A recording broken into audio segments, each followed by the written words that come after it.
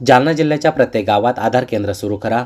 Republican बहुजन सेनेचे जिल्हाध्यक्ष सुशील वाघमारे यांची मागणी.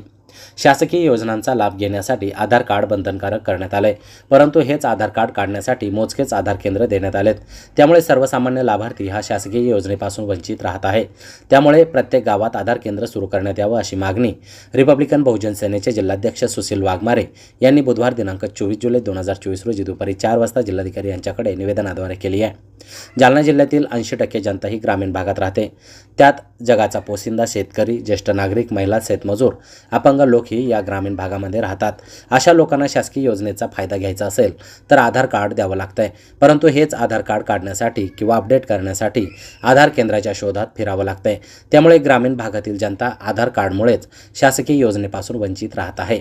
त्यामुळे त्यांच्या सुविधेसाठी प्रत्येक गावात आधार केंद्र सुरू करण्यात यावं. त्यामुळे लाभार्थ्यांना शासकीय योजनेचा लाभ मिळविण्यासाठी मोजक्याच आधार केंद्रावर ताटकळत बसण्याची वेळ येणार नाही व योजनेपासून वंचित राहणार नाहीत, असंही निवेदनात म्हटलंय. या निवेदनावर जिल्हाध्यक्ष सुशील वाघमारे, गौतम भाटसोडे, सोहेल शेख, रामेश्वर अंभोरे यांची नावे आहेत. आज आम्ही जालना जिल्हाधिकारी साहेबांना रिपब्लिकन बहुजन सेनेतर्फे एक निवेदन देण्यात आलेलं आहे.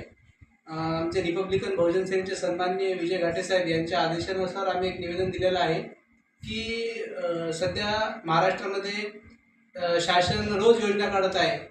लाडकी बहीण योजना, लाडका भाऊ योजना आणि अनेक प्रकारच्या योजना काढत आहे.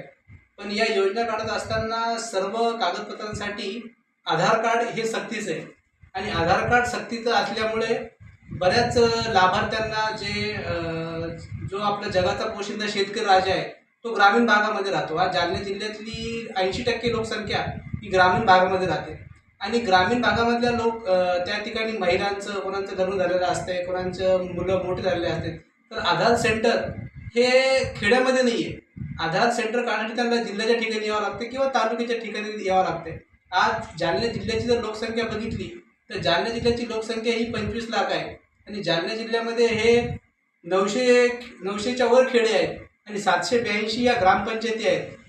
आणि माही सेवा केंद्र जर बघितले आपण तर 765 माही सेवा केंद्र आहेत आणि एवढे 25 लाख लोकसंख्या असताना जालना जिल्ह्यामध्ये आधार कार्डची संख्या ही फक्त 60 आहे. म्हणजे 25 लाख लोकांचे आधार कार्ड काढण्यासाठी फक्त जालना जिल्ह्यातले 60 आधार केंद्र शासनाने सुरू केलेले आहेत. ही एक प्रकारचे शासकीय योजनापासून लोकांना वंचित ठेवण्याचं षडयंत्र आहे असं आमचं रिपब्लिकन बहुजन सेनेचं म्हणणं आहे. की आधार कार्ड जर काढायचं आहे आणि आधार कार्ड काढण्यासाठी ग्रामीण भागातल्या लोकांना शहरामध्ये यावं लागत असेल आणि आधार कार्ड काढल्यावर 50 रुपये, 100 रुपये, कुठं 500 रुपये घेतात आणि आधार कार्डच्या पावती कॅन्सल झाल्यावर त्याचे पैसे वापस भेटत नाही. शेतकऱ्यांची काही योजना आली KYC करा, महिलांची काही योजना आली KYC करा, आधार लिंक करा, पॅन लिंक करा आणि आधारचे सेंटरच ग्रामीण भागामध्ये नाही आहे. त्यामुळं जालना जिल्ह्यातल्या विधवा महिला असतील, ज्येष्ठ नागरिक असतील, अपंग व्यक्ती असतील, यांचे आधार कार्ड सेटणारी भल्या मोठा त्रास होत आहे.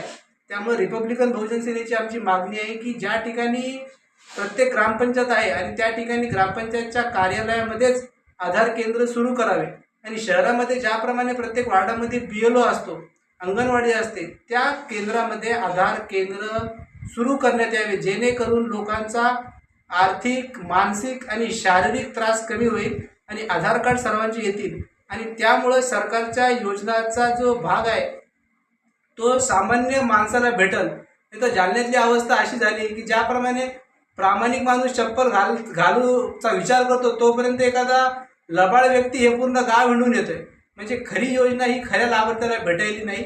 त्यामुळे रिपब्लिकन बहुजन सेनेची आमची अशी मागणी आहे की जालना जिल्ह्यातील प्रत्येक गावात आधार कार्ड केंद्र सुरू करावे लवकरात लवकर, अन्यथा रिपब्लिकन बहुजन सेना लोकशाही मार्गाने जन आंदोलन उभारेल याची नोंद घ्यावी. जय भीम, जय महाराष्ट्र.